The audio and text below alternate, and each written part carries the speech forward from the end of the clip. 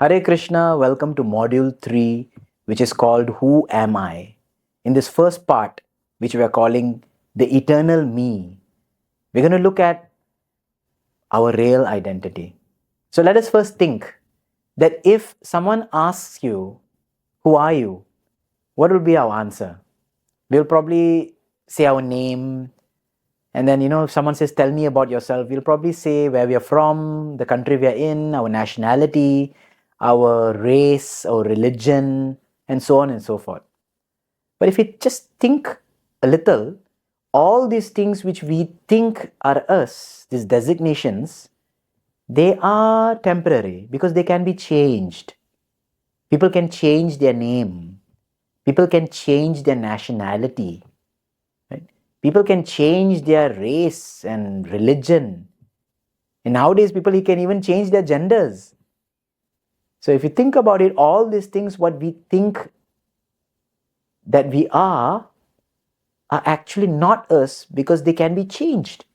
So if I today say that my name is Tony, I could change it later to John. So am I Tony or am I John? I am something beyond Tony. I am something beyond John. I am me. So that is the discussion.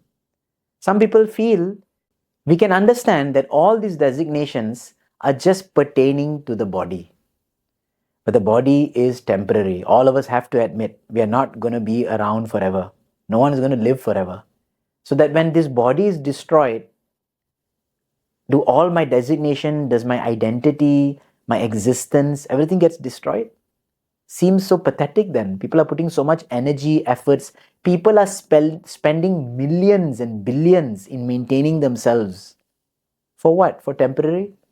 There must be something more to this. Science says that the sum total value of this body is only a couple of bucks. It's only a few dollars. If you count that this body is made of proteins, it has calcium, it has certain so and so different kinds of ingredients. If you put it all together, if you have to go to a shop to buy these ingredients of calcium, magnesium, and some protein, it will cost you around a couple of dollars. So if this body is only actually costing a couple of dollars, then why people are spending millions to maintain this body? And why this body is so dear if this body is so cheap? None of us will admit that this body is cheap, or none of us would even say that, yeah, life is cheap. We all feel we are actually so priceless. And that's why we try to save ourselves. No one wants to die, isn't it? So therefore, there must be something. What is actually making this seemingly cheap in a material sense body so valuable? What is it actually? What is that which actually gives value to this body? If we see an example of a rented house. Now, if someone is staying in a rented apartment, they are not going to spend much in renovations. They're not going to go and fix in an air conditioner or put in new carpeting or change the walls. They're not going to do much because they know it's a temporary house, right? It's a rented apartment. There's no point in investing so much in it. So this body, according to yogic philosophy, is compared to an apartment, a rented apartment. We are here for some time. Because as we discussed, this body's value is very less. But all of us feel that life is so invaluable, so much costly and so much, it's not a cheap thing.